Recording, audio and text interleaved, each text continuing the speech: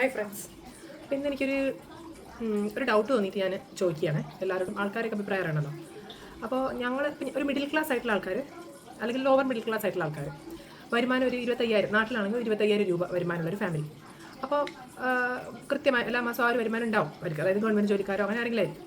അപ്പോൾ അവർ ജീവിക്കുന്നത്, അവരെന്നല്ല, ഈ ഒരു വിഭാഗം, രണ്ട് വിഭാഗത്തിലുള്ള ആൾക്കാരെ കാര്യമാണ് ഞാൻ പറയുന്നത്. അതിലൊരു വിഭാഗം ആൾക്കാർ ജീവിക്കുന്നതെന്ന് വെച്ചാൽ ഈ 25,000-നകത്ത് എങ്ങനെ ഒരു മാസം എത്തിക്കാനായിരിക്കും നോക്കുന്നത്. അപ്പോൾ അതിന് വേണ്ടി ചുരുക്ക കാര്യങ്ങൾ എന്തൊക്കെയാ വെച്ചാൽ, ഇപ്പോൾ ഒരു ഫോൺ കേടായി അതിൻ്റെ അടപടല ഇളകി, എന്നാലും മാറ്റം ഒരു മാസം കേട്ട് അടുത്ത മാസം അങ്ങനെ ചിന്തിച്ചിട്ട് ജീവിക്കുന്നവരായിരിക്കും.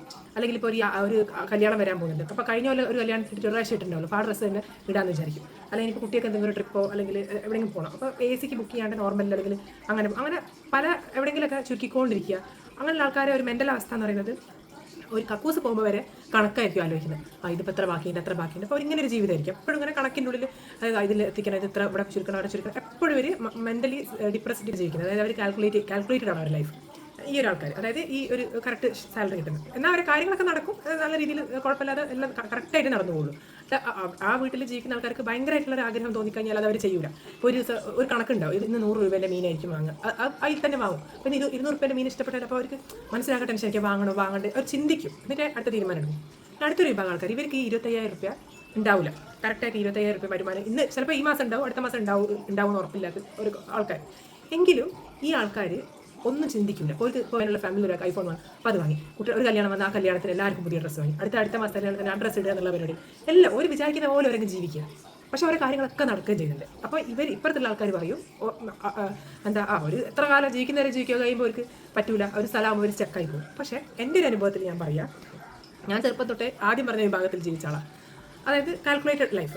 അപ്പോൾ അപ്പുറത്ത് മറ്റേ അൺകാൽക്കുലേറ്റഡ് ആയിട്ടുള്ള, അതായത് കറക്റ്റ് വരുമാനം ഇല്ലാത്ത ആൾക്കാർ നല്ല രീതിയിൽ അങ്ങ് ജീവിക്കുക. അപ്പോൾ ഞാൻ ചെറുപ്പത്തിൽ കണ്ടത് ആൾക്കാർ, അന്ന് മിഡിൽ ഏജസ് ആയിട്ടുള്ള ആൾക്കാർ ഇന്ന് വയസ്സായി, ഓരോ കാര്യം ഇപ്പോഴും അതുപോലെ നടക്കുന്നുണ്ട്. അവിടെ എങ്ങനെയൊക്കെയോ ഓരോ കാര്യങ്ങൾക്ക് അടിപൊളിയായിട്ട് ലാവിഷായിട്ട് ജീവിക്കുന്നുണ്ട്. സ്ഥിരം വരുമാനം ഇന്നുണ്ടോ നാളെ ഉണ്ടോ അറിയില്ല. ഏകദേശം ഒരു 60-65 വയസ്സായ ആൾക്കാരാണെങ്കിൽ പോലും ഇപ്പോഴും ഓരോ കാര്യങ്ങളൊക്കെ ഒന്നിനും കുറവില്ലാണ്ട് നടക്കുന്നുണ്ട്. മറ്റേ കാൽക്കുലേറ്റ് ആയിട്ട് ചെയ്ത ആൾക്കാരത് നടന്നിട്ടുണ്ട്. പക്ഷെ അവർ കുറേ സാക്രിഫൈസ് ചെയ്തും കാൽക്കുലേറ്റ് ചെയ്തും സ്ട്രെസ് അടിച്ചും എണ്ണിയും പെറുക്കിയാണ് അവരത് നടന്നത്. ഒരു തമ്മിൽ എനിക്ക് വലിയ വ്യത്യാസം തോന്നില്ല. അപ്പോൾ ഞാൻ ചോദിക്കുന്നത്, ഇതിപ്പോൾ ആരാ ശരി? അങ്ങനെയാണോ ചെയ്യേണ്ടത്? മറ്റവരല്ലേ ഇപ്പോൾ സ്മാർട്ട്? അപ്പോൾ അവരല്ലേ ഇപ്പോൾ സ്മാർട്ട് ഉണ്ടായത്? അപ്പോൾ അവരെ കാര്യങ്ങളൊക്കെ നടക്കുകയും ചെയ്ത് കാൽക്കുലേറ്റ്. എന്നെയൊക്കെ ചെറുപ്പം തൊട്ടേ പഠിപ്പിച്ചിട്ടുള്ളത്, മോളെ അതുണ്ടാവില്ല, ഇതുണ്ടാവില്ല, ഈ മാസം ഉണ്ടാവില്ല, അതുകൊണ്ട് ഈ ട്രെയിനിൽ പോകണം. അപ്പോൾ അന്ന് എനിക്ക് ബുദ്ധിമുട്ടുണ്ടായി ഞാൻ പറയുന്നില്ല, നമ്മളതിൽ ഹാപ്പി ആയിട്ട് ജീവിച്ച്, അതുകൊണ്ട് അതിൻ്റെതായ ഗുണങ്ങൾ നമ്മുടെ ലൈഫിൽ ഉണ്ടായിട്ടുണ്ട്. പക്ഷേ അപ്പുറത്തുള്ള ആൾക്കാർക്ക്, ഒന്നും കാൽക്കുലേറ്റ് ചെയ്യാണ്ട് ജീവിച്ച ആൾക്കാർക്കും അവരും എക്സ്ട്രീം ഹാപ്പിയാണ്. അവരെല്ലാ കാര്യങ്ങളും നടന്നത്, അവർ റിച്ച് ആയിട്ടാണ് ജീവിക്കുന്നത്. എന്നാൽ അവർക്ക് ഒരു ബാക്കപ്പ് ഇല്ലാത്ത ആൾക്കാർ. അപ്പോൾ ഇതിൽ ആരാണ് ബെറ്റർ? ഇപ്പോൾ എങ്ങനെ ജീവിക്കണം ഇനിയുള്ള ജനറേഷൻ? നമ്മൾ ജീവിച്ച പോലെ ജീവിക്കണം. കാരണം റിസൾട്ട് എന്നെപ്പോലത്തെ മിഡിൽ ഏജ് ആയിട്ടുള്ള ആൾക്കാർ റിസൾട്ട് ഓൾറെഡി കണ്ട്, അതായത് ഒരു ഫുൾ ലൈഫ് സ്പാൻ കണ്ട് മറ്റേ രണ്ട് ടീംസിൻ്റെത്. ഇത് വലിയ വ്യത്യാസമുള്ളതായിട്ട് നമുക്ക് തോന്നുന്നില്ല. എന്നാൽ ആകെയുള്ള വ്യത്യാസം എന്ന് വെച്ചാൽ മറ്റൊരു സ്മാർട്ടായിട്ട് ജീവിച്ചു. അപ്പോൾ എന്താ ചെയ്യേണ്ടത്? അപ്പോൾ ഇനിയുള്ള ജനറേഷനോട് നമ്മൾ എന്താ പറഞ്ഞു കൊടുക്കേണ്ടത്?